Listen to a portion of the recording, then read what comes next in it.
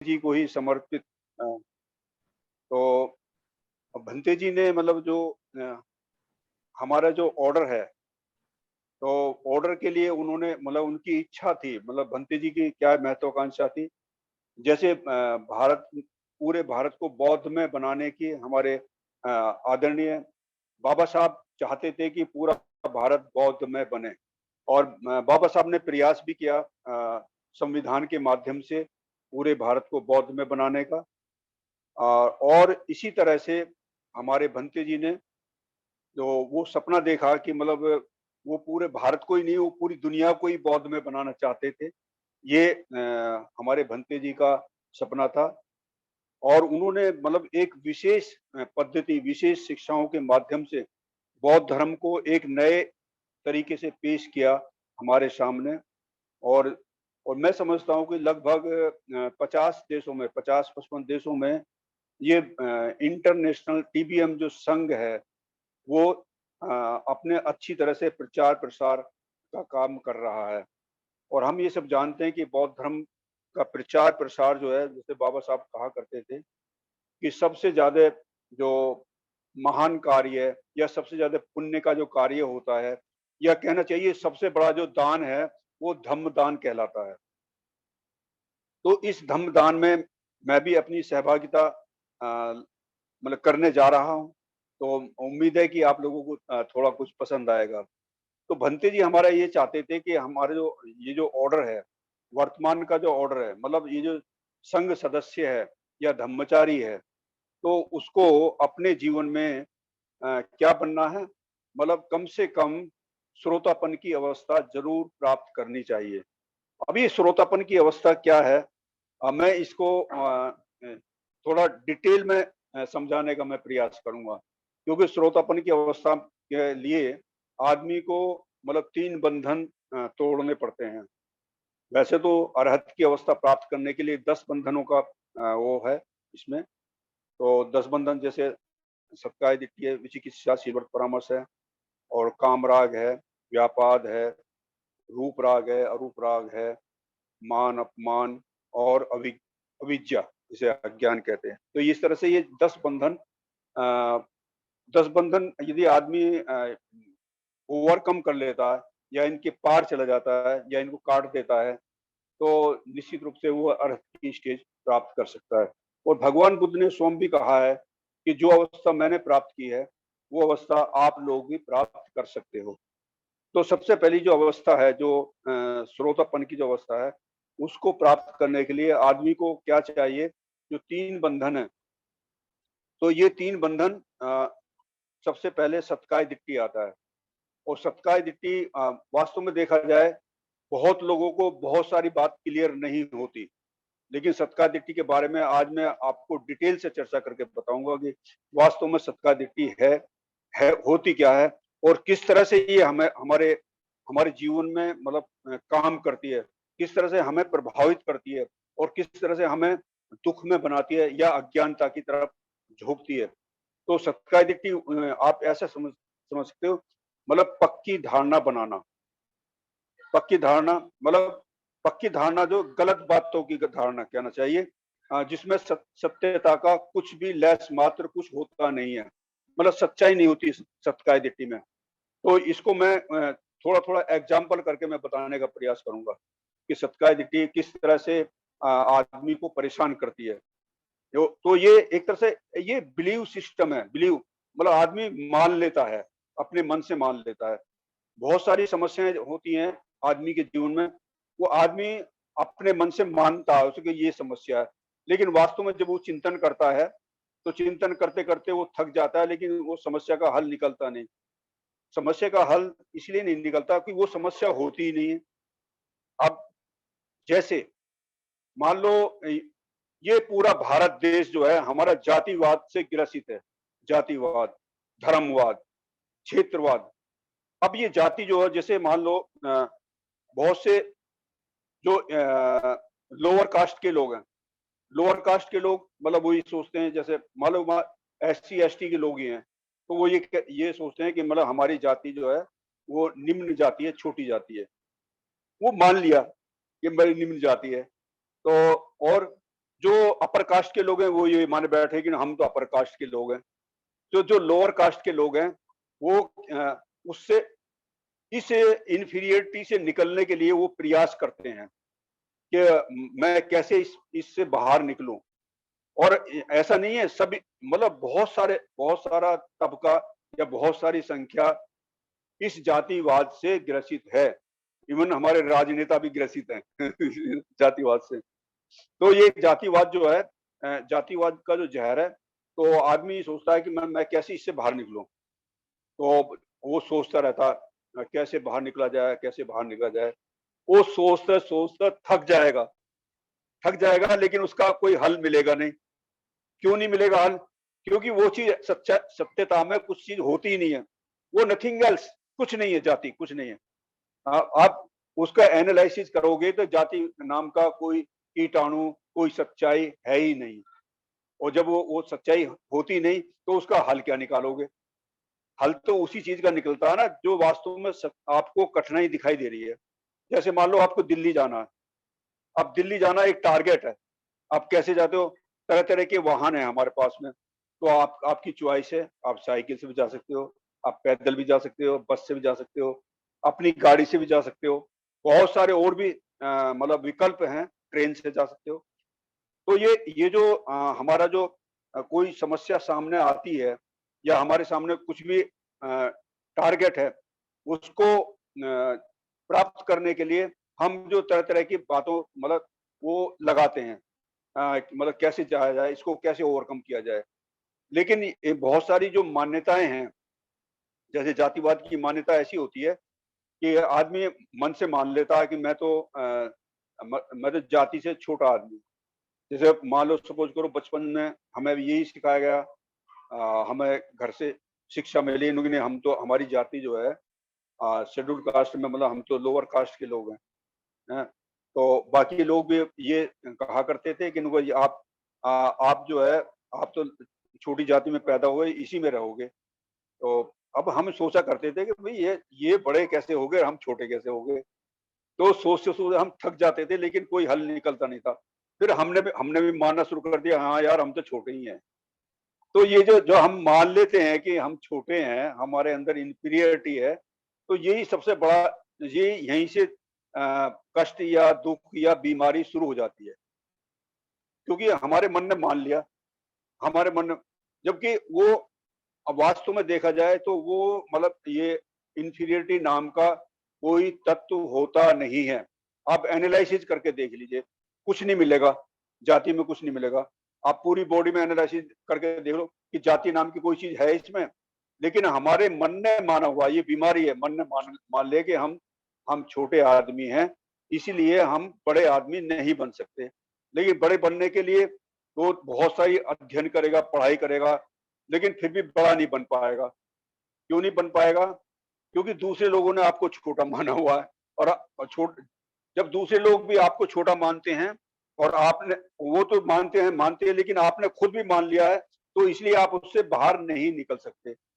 तो इस तरह से ये जातिवाद का जो एक तरह धारणा है, उससे हम बाहर नहीं आते, तो वो हमें परेशान करता रहता है। ऐसे एक दो एग्जांपल मैं और दूंगा, जिससे कि मतलब ये सत्काय दिट्टी हमें क्लियर होगी। सत्कार दिट्टी, जैसे मान लो हम ये मान लेते हैं कि यार आ, मेरे को, मैं कम पढ़ा लिखा आदमी हूँ, ये मान ले। तो आदमी तो ठीक है, वो प्रयास करेगा, ज्यादा पढ़ाई करने की प्रयास करेगा, और प्रयास करने में सफल भी हो सकता, नहीं भी सफल हो सकता। और मान लो एक धारणा ये भी मान लेता आदमी, यार मैं तो काले रंग का हूँ, मैं सुंदर नहीं हूँ, मैं सुंदर नहीं हूँ। और बाकी लोग बहुत सुंदर हैं, गोरे रंग के हैं, सुंदर हैं, अच्छी पर्सनैलिटी के धनी हैं, मैं ऐसा। तो वो आदमी क्या काम करेगा? फिर जो है उसको प्रयास करेगा कि मैं सबसे सुंदर बन जाऊं। वो खान पीन पे ध्यान देगा, बाकी जी पहनावे पे ध्यान देगा। तो वो पहनावा और खान पीन, या कोई लोशन लगाएगा, कोई इस तरह की चीज लगाएगा फेस पे कि जिससे कि उसका चेहरा जो चमकने लगे। तो दूसरे लोग पूछेंगे, यार बहुत सुंदर दिखाई दे रहा है, आज तो बहुत अच्छा लग रहा है, या आपका जो ड्रेस है वो बहुत अच्छा है। तो फिर उसे बताना पड़ेगा, नहीं मैंने जो ये लगाया, ये पहना है, तो लोग जो है ना उसके पहनावे को या जो उसने यूज किया है उसको तारीफ करेंगे, उसको तारीफ नहीं करेंगे। तो उससे क्या होता है कि उसका जो कॉन्फिडेंस लेवल है वो डाउन रहता है। तो वो उस कॉन्फिडेंस से मतलब उससे जो लैक ऑफ कॉन्फिडेंस है ऊपर उभर नहीं पाता। कहने का मतलब ये है कि जैसी धारणा उसने बना रखी है कि मैं सुंदर नहीं हूँ, तो वैसे ही आदमी मान लेता है, जबकि ऐसा कुछ नहीं है। दुनिया में हर एक आदमी यूनिक होता है, हर इंसान यूनिक है, हर इंसान एक आदमी से दूसरे आदमी से डिफर है और सभी आदमी बहुत सुंदर है, बहुत सुंदर है। और ये मानना चाहिए क्यों, लेकिन हमारे मन ने मान लिया कि हम मैं सुंदर नहीं हूँ, तो उसका वो प्रयास करता रहता है। लेकिन प्रयास करता या चिंतन करता मैं कैसे इससे उभरूँ, लेकिन उस समस्या का हल वो निकाल नहीं पाता। क्यों नहीं निकाल पाता? क्योंकि उसके पास वो समस्या होती ही नहीं। वो केवल मन ने माना हुआ, मन ने एक तरह से एज्यूम किया हुआ। ये इसे कहते हैं सतकाय दिट्ठी। सतकाय दिट्ठी का सही मायने में मतलब यही होता है कि हमने बहुत सारी गलत बातों को, गलत धारणाओं को हमने मान रखा है। जैसे मान लो बहुत सारी बातें, जैसे मान लो अभी मैं प्रवचन देने से पहले मैं खुद भी सोच रहा था, पता नहीं कैसे मतलब अच्छी बातें बता पाऊंगा नहीं बता पाऊंगा, या कुछ मैं नया कुछ कर पाऊंगा नहीं।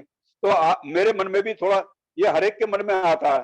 तो ये क्या है कि मतलब मन में बहुत सारी बातें इस तरह के एज्यूम करके चलता है, लेकिन वो समस्या का कोई हल होता नहीं है। लेकिन आदमी उस पर चिंतन करता रहता है, करता रहता है। जैसे अब मैं और भी एग्जांपल देने का मैं प्रयास करूंगा। जैसे मान लो बहुत से आदमी ये मानते हैं, मान लेते हैं मतलब बड़प्पन में कि मेरे बराबर कोई पढ़ा लिखा आदमी नहीं है, मेरे बराबर खूबसूरत आदमी नहीं है। ये मानते हैं ना, बहुत सारे आदमी मानते हैं। मेरे बराबर कोई प्रवचन करने वाला नहीं है, ये कोई आदमी मान सकता है। कोई बहुत पढ़ा लिखा इंटेलिजेंट आदमी कह सकता है कि मेरे बराबर कोई है नहीं। तो इस ये जो धारणा हम बना के चलते हैं, तो ये धारणा क्या होती है? ये धारणा अज्ञानी की कहलाती है। अज्ञानी, बहुत से अज्ञानी होते हैं ना आदमी, जैसे अपर कास्ट के लोग ही हैं। मतलब अपर कास्ट लोग कहते हैं ना कि मैं तो बहुत ऊंचे जाति में पैदा हुआ, ऊंचे वर्ण में पैदा हुआ है, तो मैं तो बहुत ऊंचा हूँ। तो ये ऊंचा नीचा जो है वो उसके लिए भी परेशान करता रहता है, क्योंकि वो उसने ये मानता कि मेरे बराबर कोई नहीं है। तो उसने जो सीखने के जो दरवाजे हैं, जो मतलब नई बात सीखने के दरवाजे, वो बंद कर लेता है। कैसे बंद कर लेता है कि जब उसने ये मान लिया कि मेरे बराबर कोई है नहीं, तो इसका मतलब उसके सब नीचे ही हैं।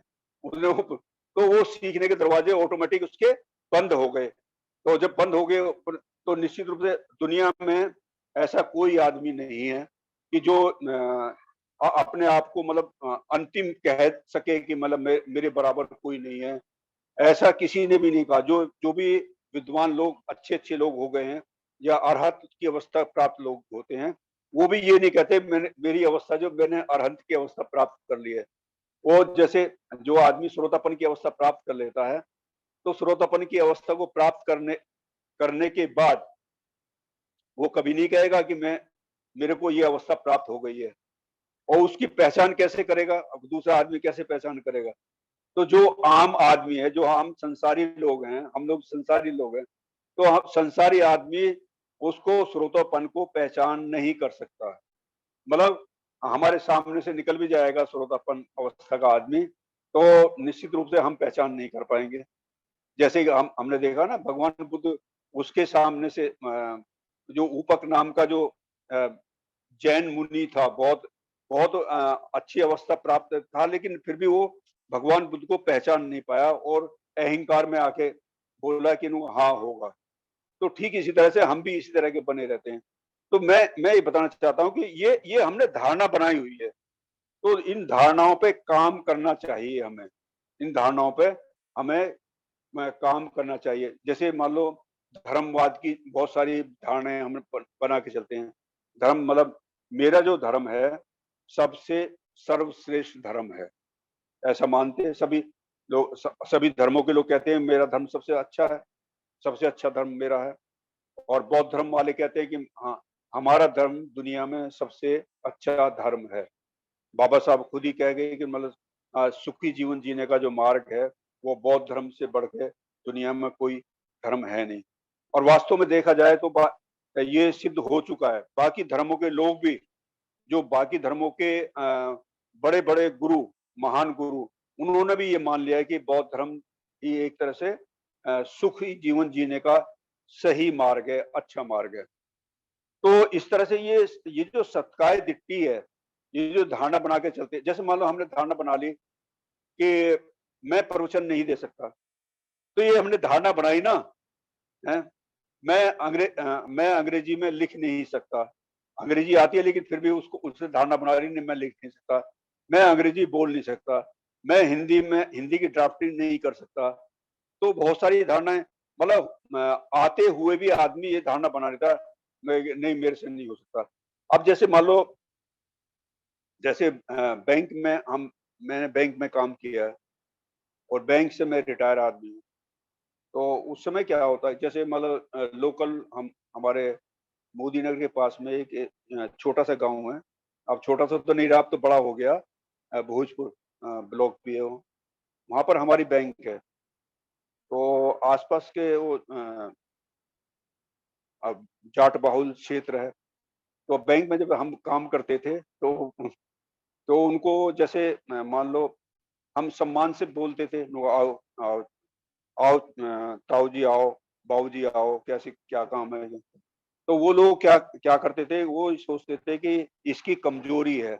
तो उन्होंने जो है उस सम्मान को सम्मान की तरह ना लेकर के वो उसको अ, हमें मतलब जाति के हिसाब से ट्रीट करना शुरू कर दिया उन्होंने। तो फिर अब उनकी धारणा थी ऐसी, जाति के साथ ट्रीट करना शुरू। तो हमने कहा ये तो हमारे ऊपर हावी हो गए, तो हमें क्या करना चाहिए? तो हमने जो है फिर अपने जो हमने जो अपना जो वो चेंज किया, अपने आप को चेंज किया। कैसे चेंज किया? जैसे मान लो बैंक में जैसे ही एंटर करता था कोई भी आदमी, तो उससे हम बोलते थे, हाँ बता भाई तेरा क्या काम है? तो वो वो फिर सीधा बाबूजी कहता था, वो बाबूजी मेरा तो ये काम है, बाबूजी मुझे ये बता दो। तो कहने का मतलब ये कई क्षेत्र की वजह से उन्होंने धारणा बनाई हुई है कि मतलब जाति के हिसाब से ही हमें बोलना है। अगर अब आप उस हिसाब से रहोगे तो वो आपके ऊपर हावी हो जाते हैं। लेकिन इसलिए अपने आप को चेंज करना पड़ता है। तो मेरा मतलब कहना है कि हम बहुत सारी धारणाएं, बहुत सारे कंसेप्शन हमारे मन में होते हैं। मेरे जैसे खाने के खाने के रिगार्डिंग भी होते हैं, कपड़े पहनने के रिगार्डिंग भी होते हैं। हमने मान रखे हैं, बहुत सारी बातें मानी हुई है, खाना पहनना, बोलचाल में। तो मतलब जैसे मान लो अ, मैंने बहुत सारी बातें, मैं ये बताना चाहता हूँ। जैसे अ, बचपन की बात बताऊंगा मैं। बचपन में क्या होता था कि हमारी हमारी माँ ने हमें सिखाया कि जैसे हम पास में कस्बा फरीदनगर, वहाँ के हम रहने वाले हैं। तो वो थोड़ा मुस्लिम बाहुल क्षेत्र है। तो हमारे माँ जैसे जंगल के लिए जाते थे, तो वो के सबको हाथ जोड़ो, चारों तरफ को चारों तरफ हाथ जोड़ के, ये पीर हैं, ये देवी देवता हैं, ये वो है, ऐसे हाथ जोड़ के। और उनको ये जो पीर है उनको ये बहुत ही ज्यादा पर्चे देता, मतलब पर्चे देता मतलब उनके हिसाब से रिजल्ट देता है, अगर इसको मानोगे तो मेरे को जो है रात को डर लगने लगा था। मैं मान क्योंकि वो कई पीर जो है मेरे को सपने में ऐसा पीर आने लगा कि मैं जैसे सो रहा हूँ और सोते सोते जैसे आदमी को कभी कभी सपना आता है ना, तो वो मतलब जैसे बोलना चाहे तो बोल नहीं पाता, और जैसे उठ के चलना चाहे तो उठ के चल भी नहीं सकता। तो इस तरह का सपना आने लगा। वो ये पीर ने मेरे को ऐसा कर दिया, क्योंकि दहशत थी, डर थी, वो डर थी। तो मतलब धारणा बना ली कि वो पीर ने मेरे को जकड़ लिया है। तो ऐसे ऐसे ही भावनाओं के वशीभूत होकर के हमें डर लगता था। तो ये तो जब डर लगता था, लेकिन मैंने बताया नहीं किसी को मेरे को ऐसा हो रहा है, लेकिन ऐसा होता है। तो लेकिन मैं ये देखता था कि मुझे कैसे हो रहा है। ऐसी जातिवाद का जो जहर है, ये बहुत समय तक मेरे को मतलब परेशान करता रहा, बहुत समय तक। इवन जब धर्मचारी बनने तक भी मेरे हमारे आदरणीय एक कल्याण मित्र थे, विमल सील, अभी नहीं रहे। लेकिन वो उन्होंने मेरे को इस इस कंसेप्ट से, इस धारणा से मुझे बाहर लाने में बहुत मदद करी उन्होंने। वो बार-बार मेरे से पूछा करते थे कि बता तेरे को परेशानी क्या है? मतलब क्या? तो मैंने कि अब मेरे जो बैंक में जॉब करता हूँ, मेरी पढ़ाई-लिखाई कम है, बाकी लोग सारे ग्रेजुएट, पोस्ट ग्रेजुएट लोग हैं, वो सारे वेल क्वालिफाइड लोग हैं। उनके साथ काम करने में, मुझे बातचीत करने में हेजिटेशन होता है। तो उन्होंने कहा कि तू तो थोड़ा बहुत पढ़ा लिखा तो है, मैं तो बिल्कुल ही अनपढ़ हूँ। मैं तो किसी को मानता है ऐसा मानता नहीं। तो मुझे वहाँ से मोटिवेशन मिला मिला करता था। तो इस तरह से मतलब आदमी के जो आदमी बहुत सारी धारणा बना करके आदमी चलता है। जैसे और भी मैं एग्ज़ाम्पल दूँगा। जैसे मान लो हम यहाँ रूम में बैठे हुए हैं, सभी अपनी-अपनी जगह बैठे हुए हैं और बाय चांस लाइट चली जाए और सामने से कुछ ऐसा आवाज़ आए कि जैसे मतलब वहाँ पर साँप है, आपके कमरे में साँप आ गया। मतलब साँप को आपने देखा नहीं है, लेकिन उसकी आवाज़ से ऐसा लगा कि साँप आ गया और आपने मान लिया कि साँप है। तो अब जब मन ने मान लिया कि साँप है, तो आप जो परेशान हो जाओगे, वो सारा कमरा छान मारोगे, सब ढूँढोगे, लेकिन दिमाग से नहीं निकलेगा, हाँ, है ज़रूर, है ज़रूर। तो ये जो ये सत्काय दिट्ठी का जो आदमी का कांसेप्ट जो है, सत्काय दिट्ठी जो आदमी की धारणा जो है, ये इस तरह से आदमी को परेशान करती है। सत्काय दिट्ठी होती कुछ नहीं है, सच्चाई उसके पीछे कुछ नहीं होती, लेकिन केवल धारणा हमारे मन ने माना हुआ। बहुत सारी प्रॉब्लम्स हम अपने मन से मान लेते हैं, लेकिन होता कुछ नहीं है उसमें। पीछे यदि हम चिंतन करेंगे उसमें कुछ नहीं मिलता, सच सच्चाई कुछ नहीं मिलती और हम परेशान होते रहते हैं। तो इसका इसका जो है और नुकसान क्या होता है, ये बताने का मैं प्रयास करूँगा। मान लो आपने कोई ऐसी प्रॉब्लम से ग्रसित हैं कि आप जो जैसे बहुत लोगों को जैसे फ़ोबिया हो जाता है, फ़ोबिया। फ़ोबिया सब सब जानते हैं कि जैसे मान लो सबके सामने बहुत बहुत लोगों को भी मतलब बातचीत नहीं कर सकते, अपनी प्रॉब्लम नहीं बता सकते। तो ये फ़ोबिया मतलब डर होता है। ये तो वो मान लेते हैं इस तरह का जो वो फ़ोबिया मैं मेरे अंदर है ये चीज़। और वो जो फिर उपाय करता है कि ये मैं इससे कैसे बाहर निकलूँ, कैसे बाहर निकलूँ? तो उसके ऊपर ही चिंतन करता रहता है, लेकिन वो फ़ोबिया अंदर ही रहता है वो उससे बाहर निकल नहीं पाएगा। क्योंकि प्रॉब्लम हो मतलब वो समस्या हो तभी तो समस्या का हल होगा। समस्या होती ही नहीं है, लेकिन मन ने माना हुआ है। तो इसीलिए ये मन की ट्रेनिंग जो है, मन की ट्रेनिंग मस्ट है। मेरे मन ने अभी क्या पकड़ा हुआ है, मेरे मन ने अभी क्या सोच रहा है, तो उसको देखना मतलब कहने का ये है कि हमें इसके हल के लिए वर्तमान में रहने का अभ्यास करना पड़ेगा। और वर्तमान अब हम सब जानते हैं वर्तमान का अभ्यास कैसे करते हैं। वर्तमान में रहने का अभ्यास जैसे बौद्ध धर्म में सबसे बेस्ट एडवाइस दी गई है, बहुत बढ़िया एडवाइस है। जैसे मान लो हमें 3 तरह के विचार आते हैं, 2 ही तरह के ज़्यादा आते हैं तीसरा तो हम हमें कम रहते हैं, तीसरे अवस्था में कम रहते हैं। पहली, हम भूतकाल में घूमते रहते हैं। बहुत सारी बचपन की बातें याद आती हैं, बहुत सारी ऑफ़िस की बातें याद आती हैं, बहुत मतलब भूतकाल की बातों में आदमी घूमता रहता है और या फ्यूचर की कल्पनाएँ मतलब हमें परेशान करती हैं। हमारा जो बौद्ध धर्म क्या कहता है, भूतकाल की बातों को याद करने से आपको कोई फ़ायदा होने वाला नहीं है। ना ही आप हल निकाल सकते, ना ही आप किसी तरह की उस समस्या से ऊपर उठ सकते। इसलिए भूतकाल की बातों को भूल जाओ। इस और फ्यूचर की बातों को फ्यूचर में मतलब मैं यह समझ जाऊँगा ऐसा फ्यूचर की बातों को भी भूलना पड़ेगा। क्यों? क्योंकि फ्यूचर फ्यूचर का हमें अभी आधा घंटे बाद, 5 मिनट के बाद, 1 घंटे के बाद, 2 घंटे के बाद या कल को क्या होने वाला है, इस दुनिया में किसी को पता नहीं है, किसी को पता नहीं है, अभी से क्या होने वाला है। इसीलिए हमें फ्यूचर की बातों को भी नहीं सोचना चाहिए। फ्यूचर में भी इसलिए कहाँ रहना चाहिए? हमें रहना चाहिए वर्तमान में।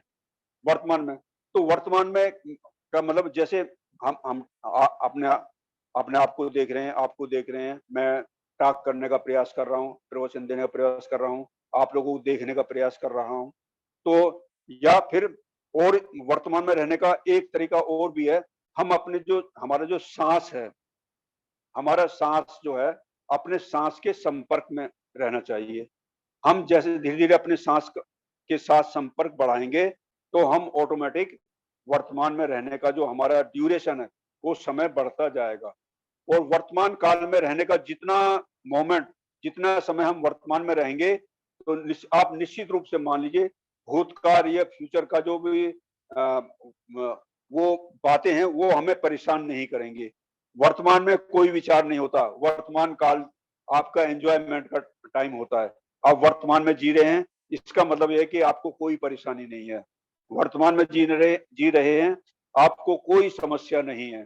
तो इसीलिए वर्तमान में जीने का अभ्यास करो, अपने सांस के संपर्क में रहो, ध्यान मतलब परिणाम कारक ध्यान करो। तो इस तरह से हम ध्यान जैसे जैसे हम हमारा ध्यान में हमारा मन जाएगा तो हमें वर्तमान में रहने का अभ्यास बढ़ता जाएगा। मैं कई बार बताया करता हूँ, जैसे आ, मैंने महाकश्यप का एक बार जिक्र किया था।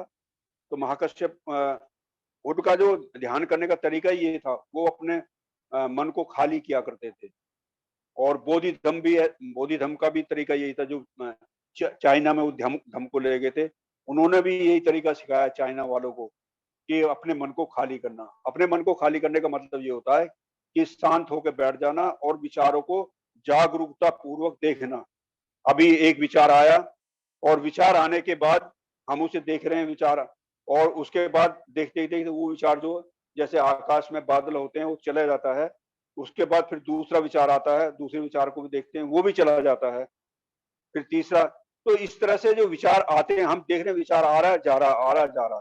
तो उसके बीच में क्या होता है कि कुछ कुछ मोमेंट ऐसे होते हैं, ड्यूरेशन होता है। जैसे मान लो एक विचार से दूसरे विचार के जो बीच का जो गैप है, तो मतलब 1 मिनट हुआ, दूसरी बार जो आया फिर 1 मिनट और बढ़ गया, 2 मिनट हो गया, फिर 3 मिनट हो गया, फिर 5 मिनट, 10 मिनट और 15 मिनट। और कभी-कभी ऐसा 10 मिनट, 15 मिनट तक जब विचार नहीं आते, तो उसके बाद तुम्हारा मन कहाँ रहता है? तो ये चीज़ जो ये उस समय आप वर्तमान को आप एन्जॉय करेंगे, और जितने समय तक आप एन्जॉय करेंगे, उस समय आपका मन बहुत ही रिलैक्स होता है। मतलब उसके ऊपर कोई प्रेशर नहीं होता, आपके मन पे कोई प्रेशर नहीं होता, आपके शरीर पे कोई प्रेशर नहीं होता। और वर्तमान में रहने के बाद जो है, जब आदमी बहुत प्रसन्नचित्त अवस्था में रहता है और बहुत ही सुखी अवस्था में रहता है। तो इस तरह से आदमी जो है, जो हमारी जो धारणाएं हैं, सत्ता दिट्ठी वाली धारणा, जो हम धारणा बना के चलते हैं, उन धारणाओं से हम ऊपर उठ सकते हैं, उन धारणाओं से हम बाहर आ सकते हैं। तो ये मैं बताने, तो ये जो पहला जो अगर आपने इस धारणा को ओवरकम कर लिया, तो बाकी की जो बाधाएं हैं, विचिकित्सा और शील वर्त परामर्श, वो मतलब फूंक मारते ही चली जाएंगे। सबसे मुख्य और मेन जो बाधा है यही सत्ता दिखती है हमारे जीवन में। और ये हमारे जीवन की नहीं, ये हर एक आदमी की समस्या है, हर आदमी की समस्या है। हम जो आपको ये देखना चाहिए मैं सोच क्या रहा हूँ। हम अवेयर होकर सोचते नहीं है, केवल सोचते रहते हैं, चिंता करते रहते हैं, बहुत सारी बातों की चिंता, कल की चिंता करते रहते हैं। मैं 1 साल पहले आपका किसी से कोई कुछ बात हो गई है, उसको लेकर के चिंता करते करते रहते हैं। फिर आदमी वो उस वैसी सेम फीलिंग उसी दुख में आदमी जाता रहता है। तो इस तरह से मैंने ये बताने का प्रयास किया है कि वास्तव में देखा जाए तो मतलब वर्तमान में रहने का हमें अभ्यास करना है। तो विचिकित्सा विचिकित्सा क्या है? विचिकित्सा का मतलब ये होता है कि हमें डाउट्स आता है, डाउट्स, हमें विश्वास नहीं हो पाता है। तो विश्वास किस पे नहीं होता? जैसे मान लो हमें अपने ऊपर भी विश्वास नहीं होता कि मैं ये काम कर भी पाऊंगा नहीं कर पाऊंगा है। हमें भगवान बुद्ध की शिक्षाओं पे भी डाउट होता है, हमें बाबा साहब पे भी डाउट होता है, हमें जो धम्म सिखा रहे हैं सब पे डाउट होता है कि पता नहीं यार, मैं तो इतने सालों से कर रहा हूँ, इतने सालों से, मतलब ये कई साल, 2 साल तो हो गए, तीसरे साल चल रही है। बोधि प्रकाश जी लगातार कंटिन्यूस बहुत मेहनत कर रहे हैं, लेकिन यार मेरे तो कोई फर्क पड़ा नहीं, मेरा अंदर कोई परिवर्तन आ ही नहीं रहा। ये परिवर्तन क्यों नहीं आ रहा? तो ये डाउट्स आता है आदमी को, ये सबका। तो इसको डाउट्स को दूर करने के लिए हमें क्या करना चाहिए? तो इसके डाउट्स को दूर करने के लिए भी वास्तव में हमें ये देखना चाहिए गहनता से उस शिक्षा का, या जो शिक्षाएं हैं, भगवान बुद्ध की जो शिक्षाएं हैं, उनको सही मायने में हमें चिंतन करना चाहिए, आत्मसात करना चाहिए। देखो कोई भी बात, जैसे मान लो हम उसमें पढ़ते हैं ना, श्रद्धा का जो अंग हम पढ़ते हैं, श्रद्धा का जो वो बेस क्या होता है, वो प्रज्ञा होता है। और प्रज्ञा के जो 3 अंग होते हैं, वो होता है जैसे मोटिवेशन होता है, मोटिवेशन प्रेरणा मिलती है। और तर्क सिद्धता, मतलब उसको देखते हैं कि तर्कों के आधार पे हम उसको देखते हैं कि ये सही है या गलत है। जब हम ये सिद्ध कर लेते हैं ये सही है, तो तब उसको हम क्या उसको फिर इम्प्लीमेंट करते हैं। तो ठीक इसी तरह हर एक बात को हमें इस 3 तर्कों के आधार पर परख करके और फिर उसको इम्प्लीमेंट करना चाहिए, तब हम इस समस्या से ओवरकम हो सकते हैं। और तीसरी जो बाधा है, तीसरी बात है शीलवर्त परामर्श। तो शीलवर्त परामर्श क्या होता है? ये होता है दिखावा। मतलब आदमी जो बहुत सारे उसमें दिखावा करता है आदमी। जैसे हम लोग ये प्रवचन, मैं प्रवचन कर रहा हूँ, बहुत से लोग हम प्रवचन सुन रहे हैं, उनको समझ में नहीं आ रहा होगा मैं क्या कह रहा हूँ। वो बहुत सारी बातों को लेके बैठे होंगे, घर पे क्या हो रहा है, या उन्होंने बोधि प्रकाश जी ने कहा कि आपको अटेंड करना है, इसलिए उनके कहने से मैं ये जो प्रोग्राम है या मैं इस क्लास को अटेंड कर रहा हूँ, या मुझे तो कोई मतलब ज्यादा इंटरेस्ट है नहीं। तो वास्तव में अटेंड नहीं करते वे लोग। वास्तव में हम मतलब ध्यान नहीं करते। ध्यान भी हमारा इसी तरह यांत्रिक रहता है, हमारी पढ़ाई भी यांत्रिक रहती है, हर एक काम में यांत्रिकता रहती है, मशीन की तरह। वास्तव में उसके अंदर जो है हमारा मन होता नहीं है। तो जब हमारा मन नहीं होता तो वो क्या हो, वो शीलवर्त परामर्श हो जाता है। ऐसी हम बहुत सारी, जैसे मतलब शादियां लगवाते थे, वो मैंने बौद्ध धर्म से शादी लगवाई है, मैंने बौद्ध धर्म से संस्कार करवाए हैं, मैंने बौद्ध धर्म से नामकरण कराया है, मेरा तो नाम ही बुद्धिस्ट है। तो उस इन बातों से या इन एक्शन से वास्तव में हमारे मन का परिवर्तन नहीं होता। मन का परिवर्तन करने के लिए हमें वास्तव में वही 3 बातों का हमें अपने जीवन में अनुसरण करना होगा और चिंतन करना होगा। इसको मैं एक एग्जांपल के द्वारा बताने का प्रयास करूंगा। हर एक टाइम तो हो रहा है, लेकिन मैं बताऊंगा। तो ये जो शीलवर्त परामर्श है, ये ऐसा होता है कि जैसे मैं कई बार एग्जांपल दिया करता हूँ। जैसे मान लो हमें इनकम टैक्स पे करते हैं, हम टैक्स पेमेंट करते हैं। बहुत जगह टैक्स पेमेंट, गवर्नमेंट का टैक्स होता है, और अब तो जीएसटी ऐसा टैक्स लगा है, कोई आदमी बच ही नहीं सकता। तो ये जो टैक्स पेमेंट हम करते हैं, इनकम टैक्स का पेमेंट करते हैं, तो इसको 3 तरह के आदमी होते हैं जो टैक्स पेयर्स करने हैं। 3 तरह की सोच के आदमी होते हैं। एक तो आदमी टैक्स पेमेंट करना तो नहीं चाहता, लेकिन क्या करे, कानून का डर है, कानून के डर से वो क्या है, इनकम टैक्स पेमेंट कर रहा है। दूसरी तरह का आदमी क्या कहेगा, यार मैं टैक्स पेमेंट तो करना नहीं चाहता, लेकिन क्या समाज में अगर किसी को पता लगेगा, समाज में मेरी प्रतिष्ठा चली जाएगी, समाज में मेरा जो है मतलब ये मान सम्मान जो मेरा नाम है वो डाउन हो जाएगा, लोगों के इमेज, लोगों के दिमाग में मेरी इमेज डाउन चली जाएगी, मतलब दूसरे दृष्टिकोण से देखेंगे लोग। लेकिन तीसरे प्रकार का जो व्यक्ति होता है जो टैक्स पेमेंट, वो कहेगा कि नहीं नहीं, टैक्स पेमेंट मुझे करना चाहिए, क्योंकि इस टैक्स की बदौलत हमारे देश का विकास होता है, ये पैसा विकास कार्यों में लगता है, इसलिए वास्तव में हमें टैक्स पेमेंट करना चाहिए। तो ठीक इसी तरह से हमारे भी सोचने का तरीका होता है। तो हमें तीसरे प्रकार का जो व्यक्ति है जो सही मायने में टैक्स पेमेंट करना चाहता है, ठीक इसी तरह से हमें जो शीलवर्त परामर्श से ऊपर उठ करके वास्तव में हमें देना चाहिए कि वास्तव में जो मेरा अभी का समय है, अभी का समय वास्तव में देना चाहिए, पूरे मन से काम करना चाहिए। हमारा मन नहीं होता उस काम को करने में, हमें उस पूरे मन से काम करेंगे तो शीलवर्त परामर्श से हम इस चीज से उभर सकते हैं। तो मैंने ये 3 जो बंधन हैं, इनको मैंने बताने का, आप लोगों को समझाने का प्रयास किया है। मुझे नहीं मालूम कि आप लोगों को क्या समझ में आया, नहीं आया, कितना समझ में आया, कितना नहीं आया। लेकिन मैंने साधारण शब्दों में, जो मैं बहुत साधारण शब्दों में समझाने का मैं प्रयास करता हूँ, और मैं समझाने का प्रयास किया। आप लोगों ने बहुत ध्यानपूर्वक सुन लिया। आप लोगों का बहुत-बहुत हृदय की गहराइयों से धन्यवाद।